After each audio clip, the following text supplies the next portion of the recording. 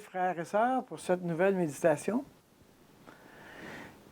La parole de Dieu dit garde le silence devant l'Éternel et espère en lui. Laisse la colère, abandonne la fureur. Ne t'irrite pas, ce serait mal faire. Nous arrivons à un aspect du repos qui est énormément énergivore. Nous expérimentons la colère, l'amertume, les blessures provoquées par les autres. Tout cela, c'est des fardeaux qu'on porte et qui nous font mal. Des endroits où on perd notre repos. La méditation qui suit est assez simple. En fait, vous avez entendu cela plusieurs fois. Prends cette occasion pour faire un inventaire des voleurs de repos. Prends cette occasion pour t'arrêter et juste venir à toi. Revenir à toi. J'aimerais terminer avec une question. Alors, je t'invite à répondre à cette question pendant la méditation. Pourrais-tu nommer une occasion de non-pardon qui te vient spontanément à l'esprit? Pourrais-tu nommer spontanément une occasion qui te vient à l'esprit de non-pardon? Bonne méditation.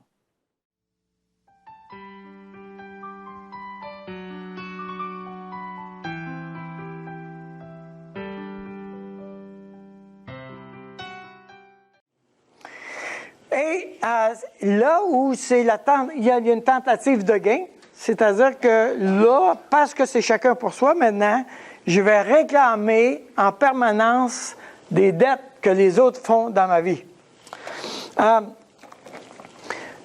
Les gens créent des dettes dans ma vie sans qu'ils sachent. OK?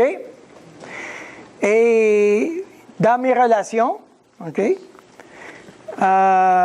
y a des constructions de dettes en permanence.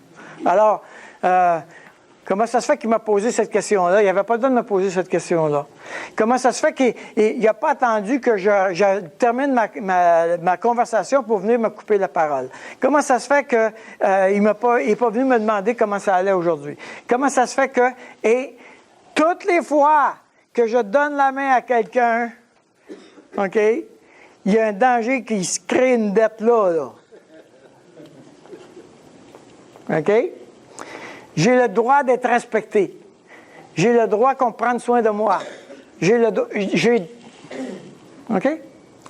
Donc, dans nos relations, il y a toujours une place où je suis en train d'exiger de l'autre quelque chose. Tout le temps. Petit ou grand. On est tellement habitué de faire ça qu'on ne réalise pas qu'on est toujours en train de faire ça. Mais on est toujours en train d'exiger des autres qui changent leur comportement ou qui fassent quelque chose de différent avec moi pour que moi je sois correct. Je réclame en permanence un droit. La femme que tu m'as donnée, moi j'avais le droit d'avoir une femme qui avait de l'allure, pas une femme qui prend des décisions comme ça. OK? Et là, il y a une dette, hein? Ça dit à la femme, tes désirs se porteront vers ton mari, mais il dominera sur toi. Regardez bien comment ça marche. OK? La femme a dit à son mari, regarde, là, tu devrais faire ceci, tu devrais faire cela. OK? J'ai le droit que tu fasses ces affaires-là pour moi.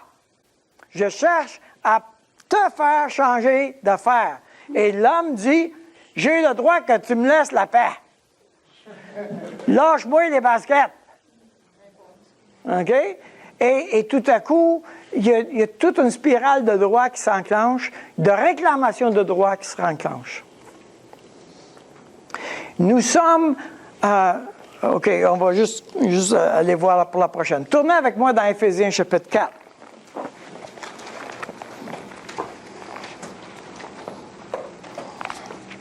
Éphésiens chapitre 4, verset 30. N'attristez pas le Saint-Esprit de Dieu par lequel vous avez été scellés pour le jour de la rédemption. Verset 31. Que toute amertume, toute animosité, toute colère, toute clameur, toute calomnie et toute espèce de méchanceté disparaissent du milieu de vous. Soyez bons les uns envers les autres, compatissants, vous pardonnant réciproquement comme Dieu vous a pardonné en Christ. Si tu examines le pourcentage de fois où tu parles négativement de quelqu'un par rapport au pourcentage de fois où tu parles positivement de quelqu'un,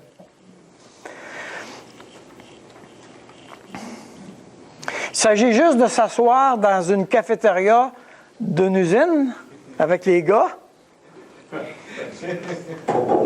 pour savoir comment ça parle. Faites pas ça, faites pas ça.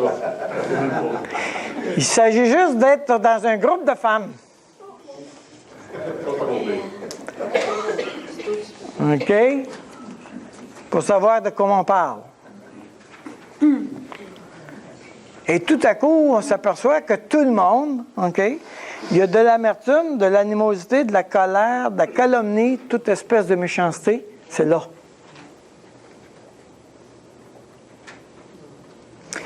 Et quelquefois, je m'endette avec toi sans même le savoir.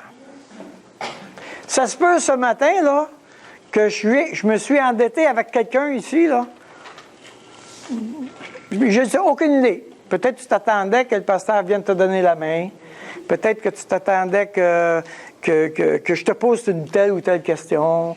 Ou peut-être que tu t'attendais que je fasse les choses différemment ou que je prenne une décision différente. C'est possible que moi, là, je suis déjà endetté avec toi puis je ne le sais même pas.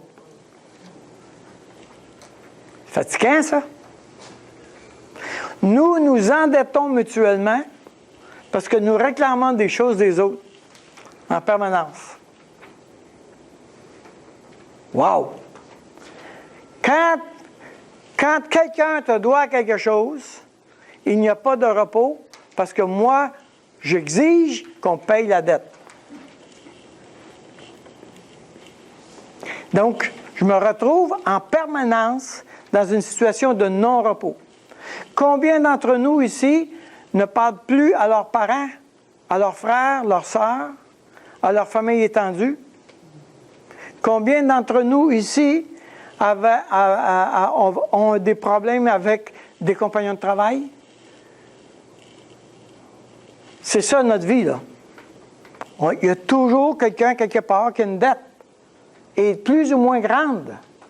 Mais cette dette-là fait que je perds mon repos. C'est-à-dire qu'il y a quelqu'un qui me doit quelque chose, tant qu'il n'aura pas payé, moi, je vais être dans une situation d'exiger le paiement. Il faut qu'il paye. Cette personne-là doit payer.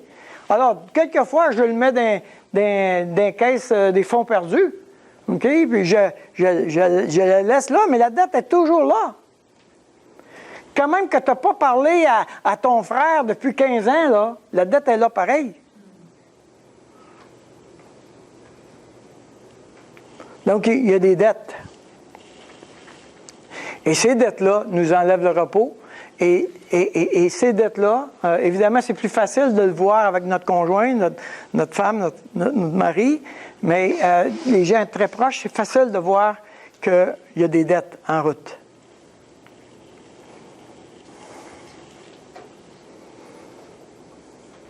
Si je devais te poser la question, si tu faisais une facture des dettes actuellement, de gens qui te doivent des choses, ce serait quoi le montant?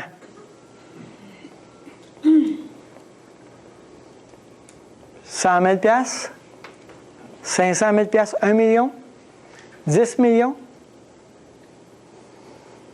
J'étais avec une personne j'étais rendu à 100 millions. Elle a dit non, elle a dit, c'est vraiment pas assez. La personne m'a dit, il faut que tu le mettes en pourcentage. C'est 95% de ma vie. OK? Je ne suis pas capable d'évaluer. C'est 95% de ma vie que cette personne-là me doit.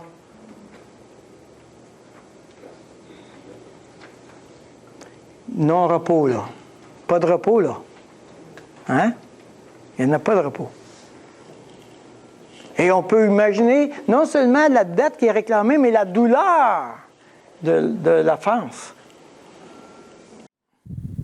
Ce qui fait la puissance d'une dette, ce qui fait la puissance d'une blessure que je réclame, paiement, guérison, Ce qui fait ça, c'est que je suis créé à l'image de Dieu et je soupire après la justice.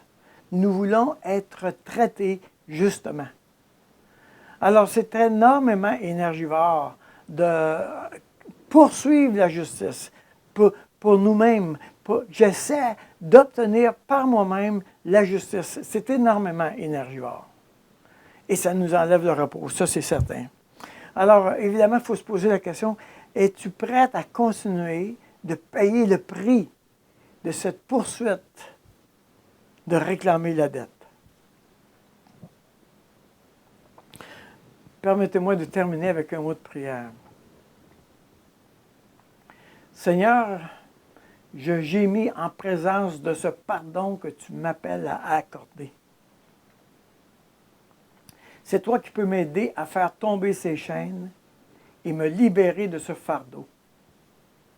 Mes luttes sont vaines, je l'admets. La nuit est sombre. Et si je ne pouvais que compter sur moi, je serais sans espoir. Mais tu es mon libérateur, ma délivrance. Le combat que je mène est un combat spirituel contre la noirceur. Tu me dis, je suis la lumière, viens, Seigneur Jésus.